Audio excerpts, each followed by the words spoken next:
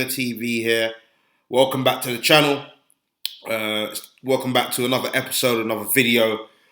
It's going to be about Arsenal versus Southampton, our previous FA Cup tie, and also our upcoming Premier League tie against Southampton. First of all, I want to thank everyone who's been liking, subscribing, following, sharing, commenting on the YouTube channel and the Twitter. I really do appreciate it, and if we can just keep going, that would be brilliant. So, we played Southampton on Saturday in the FA Cup tie. Unfortunately, we lost 1-0 away from home. The performance wasn't great. We made various changes. The likes of Pepe, Willian, Gabriel, Bellerin, and Nketiah all coming to the side. Martinelli, Aubameyang was left out last minute for personal reasons. On that note, I hope that everything's okay, whether it be your health, family, friends. I hope everything's okay with Aubameyang and hope to see you soon, bro. Going back onto the game. Yeah, it was a real lackluster performance first half, if I'm being perfectly honest. I don't like to dig players out, but Willian, ridiculous. Like, the guys, I don't know what they saw in him. He didn't even have a bad season last year, but this season it's terrible. It really is terrible. Something's not clicking, something's not working, and we really do need to find out what it is. And Nketiah, again, another young guy that I don't really want to get onto, but it's just not good enough. And he wonders why he's not getting game time. Poor. He messed every chance he had up. Every chance he scuffed it. I've never seen anything like it. Not even Shamak and Giroud would do that. I say Giroud, I mean the old Giroud, but like Shamak, Bentner, no, they're not missing some of those chances. So Eddie Nketiah, there's rumours that we might be selling him. I've got on good authority that Balogun will sign a new deal. We are ironing out the final kind of details in the contract. And, Nketiah, I hate to see him go, but realistically, is he good enough for Arsenal? I don't think so. And that's just the truth. I think, he could very well turn out to be a good striker, but right now for what we need, no, he's just not good enough. The likes of Pepe, who I thought had a mixed game, if I'm being honest. I don't think he shone, but I think he created some chances. Mainly, he created 3 attempts for Nketiah where, if he scores them, we're saying, oh, what an assist from Pepe. And, all's forgotten. But because Nketiah didn't score those goals, and it's not all down to Nketiah that Pepe had a bad game. I just think that if you're going to play Pepe, you need to have some type of creativity on the field. Like an Emil Smith Rowe to put the balls in behind so he can run onto them, take on defenders. And when he's not getting that, he's got Elneny and Xhaka in the midfield in the first half. Nothing's really coming of it. Partey comes on and brings a bit of drive, a bit of forward passing, and you start to see him come into the game a little bit. I just feel that Pepe's, he's inconsistent, but I don't know how you expect someone to be consistent if they're not getting a consistent run of games. People like Xhaka, Bellerin, they've all had, consistent run of games and not played well in those times. So that's why I feel a bit for Pepe, because he's not been our worst player. He hasn't. People will say, "Oh, well, he's not been worth the 72 million," which is still debatable. He's only been here a year, but I just don't think he's getting a fair shake at the moment, personally. And when Arteta does eventually play him, he's playing him not with the full team. He's playing him with Elneny and Xhaka in the middle.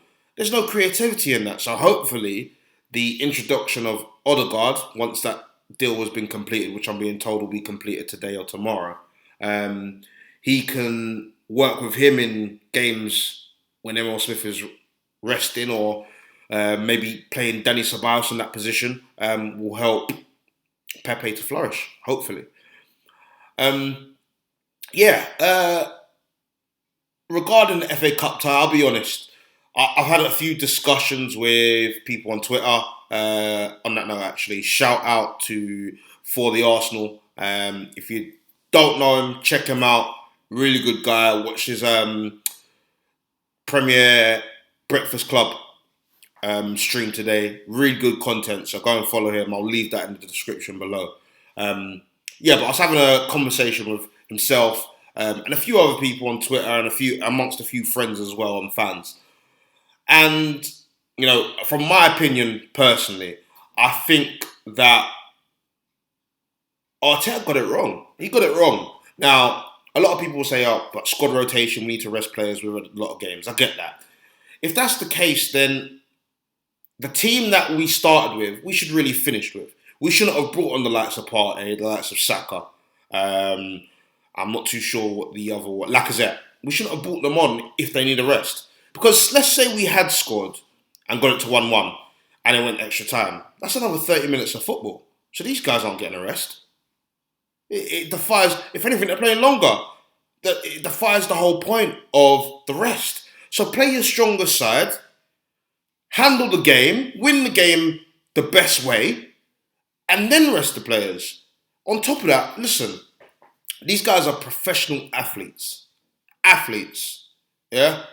Their levels of fitness are uncomparable compared to ours. So playing every 3-4 days, yes, it's tough, but that's what you're paid to do. These guys are getting paid 250 grand, 150 grand a week. They get paid more in a week than some of us get paid in it. Well, a lot of us get paid in a whole year. You better be running up and down the damn pitch. What's this? I don't want to hear, but they're playing matches every 3-4 days. I work every day. So does everyone else. It's called work. That's what you do. You're meant to work. I understand about injuries, but as we've seen with Gabriel Martinelli, you can get injured in a warm-up. You can get injured in training. So what's the difference? I'd rather them get injured out on the pitch when we're winning or competing rather than them get injured in training. That's how I see it. Like I said, Southampton, they changed maybe 2 people, their goalkeeper and one other player. But apart from that, strong side. And Tuesday, you're going to see near enough the exact same side, maybe other than the goalkeeper. So, I mean, it's poor. I think that's poor decision making from Arteta. Poor decision making, and it's just something that I personally think was the wrong decision. It pretty much reminded me of a couple seasons ago. Unai Emery went to Crystal Palace in the league and played a weaker side. We got turned over first half, had to bring on our heavy hitters, ended up drawing 3-3. But people will say, from that position, a point is okay. Which, by rights, it might have been. But what was damaging was the momentum. We had a lot of momentum going into that game, and we lost all of it. And that's what I'm scared about. People will say, FA Cup this, FA Cup. Listen, FA Cup was what saved Arteta's job at the end of the day. And it's now another route into the Europa League that we have lost, basically. I know someone will say, Europa League, you should be aiming for Champions League. But we have to be realistic. Top 4 at the moment for us is unrealistic. Although we aren't as far as what we think, we've got a lot of games to play and we've got a lot to accomplish before we can even think about that. But the FA Cup was a chance for a trophy and a chance for European football. We've now basically just given that up. As far as I'm concerned, we've thrown that away willingly. Basically saying, no, we're going to concentrate on the Premier League and Europa League, which I don't mind. But we have to be realistic in our chances of winning both competitions. Are we going to win the Premier League? No. Are we going to come top 4? It's unlikely. We could do it, but it's unlikely. Now, Europa League. Can we win the Europa League? We can, if draws are favourable to us. Now we look at it now. We've got Benfica. That's not going to be an easy tie. That is not going to be an easy tie. Benfica are a very good side. I know they've lost some key players in Ruben Diaz, Felix over the last few seasons, but they are still a top European side and they shouldn't be overlooked. As we know, we lost, in my opinion, to a lesser team in Olympiacos last year. So we already know it's not a given that we're going to get out of that tie. So if we then go out of the Europa and we don't come top four in Premier League, we then have to ask Arteta, well, why did you play a weaker side in the FA Cup then? We could have got through European football and a trophy through that. Very good record in the competition. We're the holders, record time winners. It just doesn't sit well with me that we change so many players. If we change 2 or 3, okay then. But to change 7 or 8 players, it just doesn't make sense to me, and I'll never agree with it. Let me know what you guys think. Like I said, I've had a few discussions. Some people agree, some people don't. But we'll just have to wait and see if the gamble does pay off. Certainly, hopefully tomorrow, if we don't win, you're going to see a lot of comments of, well, we rested the players and still lost. So, what's going on now? As I said, we're playing Southampton again away tomorrow. A big game. Currently, I think we're lying 10th in the league. Another 3 points needed. Southampton are just above us, but we can catch them up with a win over them. And then we go to then we play Man United at home. Another big game. They're flying high at the moment in the Premier League, first in the Premier League. Gonna be tough. For tomorrow, we're going to need to watch out for people like Ward-Prowse, Ings, Shea Adams. Very, very good players. However, I do believe that with a full-strength side and how we've been playing, I think that we can definitely win this game. We haven't had much joy at St Mary's in recent years, and it's worrying. But I think Arteta knows how important this game is, how important all of our games are actually. Especially in the Premier League, and he will want to get off to a fast start, which is something that we haven't really been doing as of late against Newcastle. Again, Newcastle in the league. Very slow starts, other than the Chelsea game. Very slow starts. The first half, we seem not to click, and in the second half, we burst into life, 1 goal, and then we start to, really pass the ball around. I'd like to see us get off to a really fast start in this game. Hopefully in the first half, maybe grab 1 or 2 goals. Not relax, but control and manage the game in the second half. And, maybe hope to break and counter them, score that third and finish the game. It's gonna be a tough it's gonna be a tough game.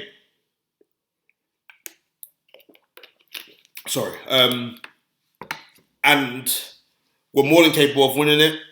I believe we've got the players. It will be interesting to see the lineup. I personally would go with Holding, Leno in goal, Holding and Gabriel as centre backs. I would then go left back Tierney, right back Cedric. The CDMs, I would go with Xhaka and Partey, Emil Smith-Rowe in the cam position, and then my front three, depending on whether Aubameyang's back, I will assume that he won't be.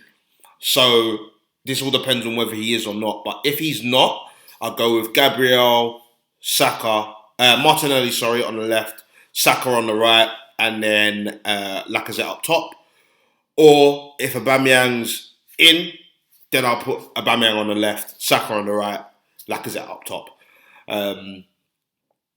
Big game for the lads. Again, like I said, we can definitely win the game. It's just about concentration levels. Maybe the only other change I would put in there, other than Aubameyang and the Martinelli situation, is Gabriel for David Luiz. And believe me, it hurts me to say that. But Gabriel didn't look 100%. He looked very rusty. in the Southampton game just gone. You could tell that he hadn't played football for a while. Although I think he's our best centre back along with Mari. He can't afford to have a game like that again, especially in the first half. Second half he wasn't that bad, but first half he can't afford to have a first half like that again. So maybe we do go with David Ruiz, who, despite my feelings towards him, has been playing all right. He's not been playing too bad, not been playing great, but not been playing too bad next to Holding. Another person who I think has been, he's been okay the last few games. If you've seen some of my videos before, I've criticised Holding, saying that he's not good enough. I still believe he's not good enough, especially for what Arsenal want to become. But at the moment, I give credit where credit's due. He's performing well, so we support the lads. That's pretty much it from me. Like I said, touching on transfers, as we know, Ozil is officially gone, so that's that whole saga over. Odegaard apparently is in London, ready to complete his medical and sign for the club on a 6-month loan. Buendia, apparently it's going to be done summer if it is done. There will be no January move for Buendia from Norwich, the Argentine creative midfielder. Again, Leon, I've said explicitly that, Hacim Aouar is going nowhere, especially in January. And as I mentioned before in my previous videos, if he does go somewhere, it will be to a top club, top 2 or 3 clubs in the world. Quite an interesting one I saw this morning. Liverpool looking to pick up our scraps. Socrates. Apparently they've made contact with Socrates to try and sign him for the remainder of the season to help out with their centre-back issues. As you know, Klopp worked at Dortmund and he's worked with Socrates before. He knows what he brings to the table. Not a surprising one for me, but good luck to Socrates. I mean, I didn't mind Socrates. He never did anything real bad for me. I thought when he first came, he was solid. I loved his heart. I loved his passion. I loved how rugged he was. He just can't play out from the back, and that's what we're trying to do. So he just didn't fit the bill, unfortunately. But good luck to him. Also, moments before I started the video, Frank Lampard was officially sacked by Chelsea. It's just not worked out for Frank. But unfortunately, when you spend 200 and odd million and you don't provide the goods, you're going to get sacked. I know a lot of people saying, you need some time. Nah, Chelsea, they don't play. They don't play. If you spend their money, you better be near the top of the Premier League, in the FA Cup, in the Champions League, doing all types of madness. Their form's been terrible. It's unfortunate for Lampard. I think that he started off all right. He started off well. But if we're really gonna, look into it, did he deserve the job? Probably not. Probably not. I mean, he did okay with Derby, but he still didn't get them promoted. So, they should have really gone after a more experienced manager, which I think they'll do now. The rumours are they'll go after the previous PSG manager, Tuchel, who's looking to take over initially till the end of the season. So we'll see how that develops. That's it from me. Thank you again, guys. I really do appreciate all the support, the love. Like I said, please continue to follow, like, subscribe, comment and share, and hopefully see you soon. Bless up.